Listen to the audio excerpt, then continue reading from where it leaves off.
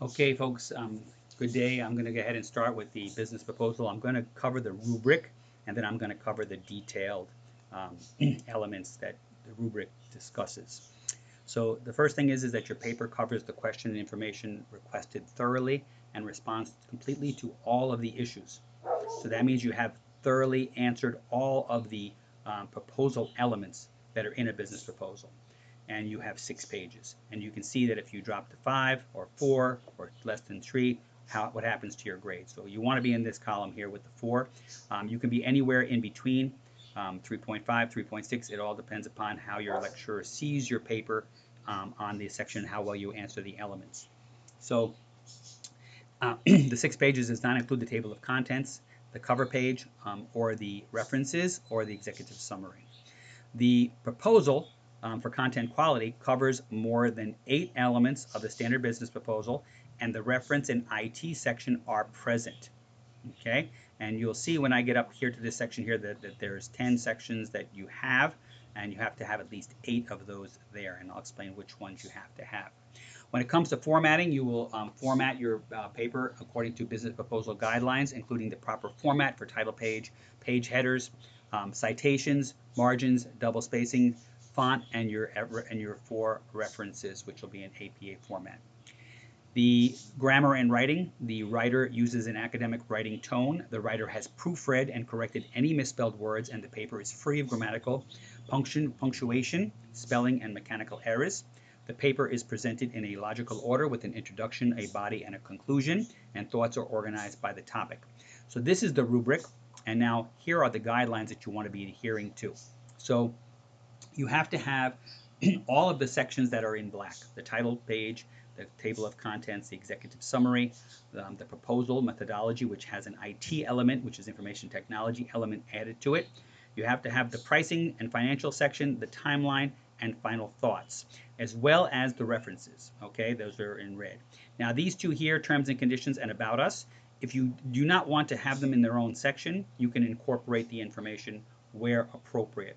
So for example, the about us could go under the executive summary, and the terms and condition could go under the either the pricing and financial section would make the most sense there.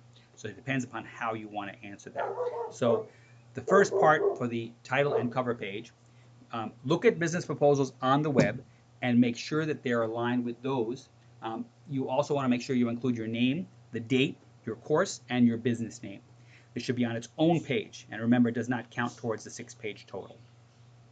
The table of contents should be generated by using headings in Microsoft Word and have it be generated, not just typed out manually. This should be its own page and does not count towards the 6-page total. The executive summary. This should be on its own page and should be 2 to 3 paragraphs and does not count towards your 6-page total again. It should be an overview of the business and the expected profit and loss for the year. Future growth and concerns, as well as mitigation measures, could also be mentioned here. So this could mean when you're talking about your, like say COVID, how COVID is and the protocols are going to affect your business now, and when they're relaxed, what are you going to do, right? Your methodology and your IT element. This should be your longest section and the nuts and bolts of your business you are proposing. What is your business? What products and services will you offer? How will your business operate? How will you use information technology? Describe the use and how you came up with it. Will you use a point of sale system? Will you use a website or an app? Explain how important it is to your business. This again should be your longest section. The About Us section, basically what do you bring to the table and what are your human resource assets. If you do have this section by itself, it should be your shortest section. The pricing and financial section, this is where you will discuss the decisions and the research that you used to come up with your Excel budget. This will not be your Excel budget inserted here. This is separate. So this will be all of the decisions that you came up with. What research did you do on the competition, on vendors, and so forth to come up with these decisions? This will be your second longest section. The timeline, the best thing to do here would be to insert an actual timeline that will cover from the time your proposal is submitted through the first year of operation, pointing out key dates like the breaking of ground, the signing of a lease, renovations, setup, hiring and training of staff, ordering of goods or supplies, advertising, and actually opening. Your terms and conditions, if you have a business that sells large ticket items, say you sell television sets or washer machines and dryers, or you sell tacos, you may offer credit to your customers.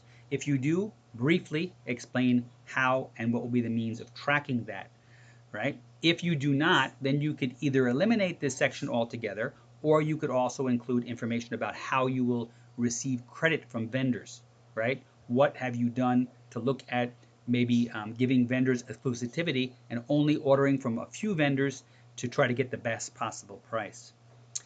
Your final thoughts would be a wrap up or a summary of what you told us in your business proposal, and it should not be on its own page. It should be 1 to 2 paragraphs. References is the last part, and you have to have at least 4 references. This does not count towards your 6-page total. You will need to watch the video at the beginning of the course on how to cite a reference in APA format, and this is an example of how it would look. So here is the site that I mentioned to you that you could use to look on how to write a business proposal. This is how it would be cited in the document, and this is how it would look on the last page. Double spaced and with the hanging indent, which will be done for you if you use the Microsoft Reference Tool here as explained in the video. Thank you very much.